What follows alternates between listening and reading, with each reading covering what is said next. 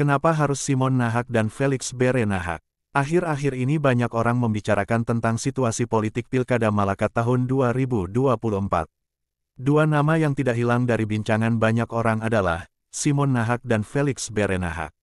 Bukan tidak mungkin jika orang tidak kenal Simon Nahak yang adalah Bupati Malaka yang baru menjabat kurang lebih 3,5 tahun saja, sudah memberikan perubahan yang signifikan untuk Kabupaten Malaka. Simon Nahak adalah Bupati Malaka menggantikan Stefanus Briaseran setelah memenangkan pertarungan politik Pilkada Malaka pada tahun 2020 silam.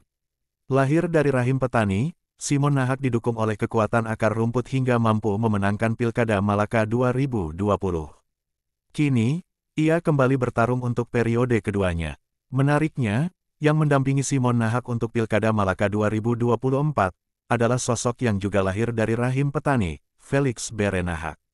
Hari-hari ini nama Felix Berenahak sangat dibicarakan di setiap sudut desa, sebab dengan kesederhanaan dan ketulusannya, dirinya mampu mendulang banyak dukungan. Masyarakat begitu tersanjung ketika Felix Berenahak hadir di tengah-tengah mereka.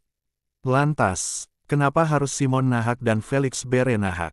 Yuk kita bahas. Alasan kuat banyak orang menginginkan Simon dan Felix, sebab keduanya lahir dari rahim petani, sebagai representasi dari kaum kecil, kaum petani, buruh, dan nelayan.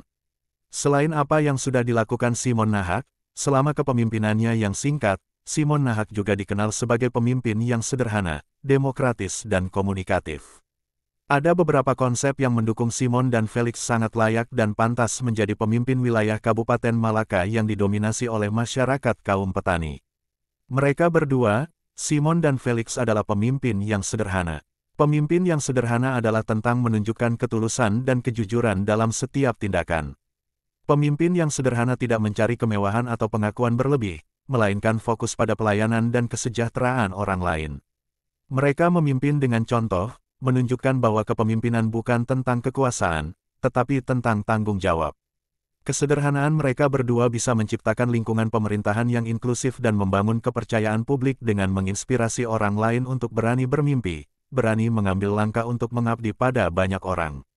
Pemimpin yang sederhana cenderung lebih jujur dan tulus dalam tindakan serta keputusan mereka.